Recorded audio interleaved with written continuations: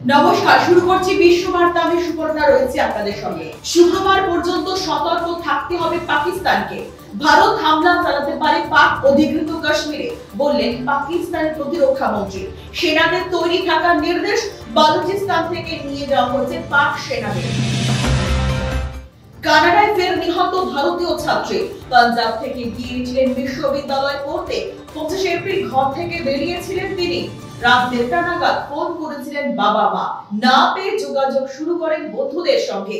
শেষ পর্যন্ত উদ্ধার হয় মৃতদেহ। আমেরিকার কানাডায় ভারতীয় পড়ুয়াদের মৃতের সংখ্যা বাড়ছে প্রায়।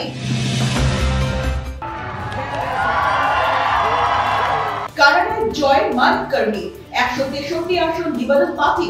জিতেই ট্রাম্পকে হুঁশিয়ারি, আমেরিকা কানাডা দখল করতে এলে হাত ঘুরিয়ে দেব, বললেন সদ্য নির্বাচিত প্রধানমন্ত্রী। আমেরিকার সঙ্গে করযুদ্ধ জারি থাকবে বলে ঘোষণা। ভারত চেষ্টা করে দেখতে পারে, দিল্লি হামলা চালালে প্রত্যুত্তর দেওয়া হবে, বললেন পাকিস্তানের প্রতিরক্ষা মন্ত্রী খাজা আসিফ। সীমান্তে দু দেশের মধ্যে ফের গুলির লড়াই। পাকিস্তান নিয়ন্ত্রণ রেখা অতিক্রম করার চেষ্টা চালাচ্ছে বলে অভিযোগ ভারতের। এবার দেখে নেব হেডলাইন। কাশ্মীরে 48টা রিসর্ট বন্ধ করে দিল প্রশাসন। 12টার বেশি টুরিস্ট স্পট বন্ধ করে দেওয়া হয়েছে। নিরাপত্তা ব্যবস্থা সুনিশ্চিত না করা পর্যন্ত কোনো পর্যটক যেতে পারবেন না, বললেন ওমর আব্দুল্লাহ। আমেরিকার কর নীতি আরো কাছাকাছি আসছে ইউরোপ ও ইংল্যান্ড। কর নীতি নিয়ে ফের পিছু পড়লেন ডোনাল্ড ট্রাম্প। গাড়িতে কর কমাতে রাজি হলেন তিনি। ফের ইয়েমেন হামলা আমেরিকার, পাল্টা হামলা হাউথি গোষ্ঠী।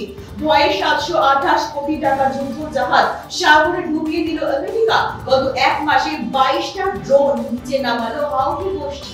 যোগ্য জবাব দেওয়া হবে, পাল্টা হুমকি আমেরিকা। বেছে বেছে শিশুদের উপর হামলা চালাচ্ছে ইসরায়েল। 12 শিশুর মৃত্যু। বন্দুকের সাথে দাঁড় করিয়ে খুন শিশুদের। নেতানিয়াহুকে নিয়ে ফের আন্তর্জাতিক আদালতে বিচার শুরু। যুদ্ধের জন্য দায়ী নেতানিয়াহু। দেশের স্বার্থ রক্ষা করা হচ্ছে না বলে দাবি ইসরায়েলের বিরোধী দলের।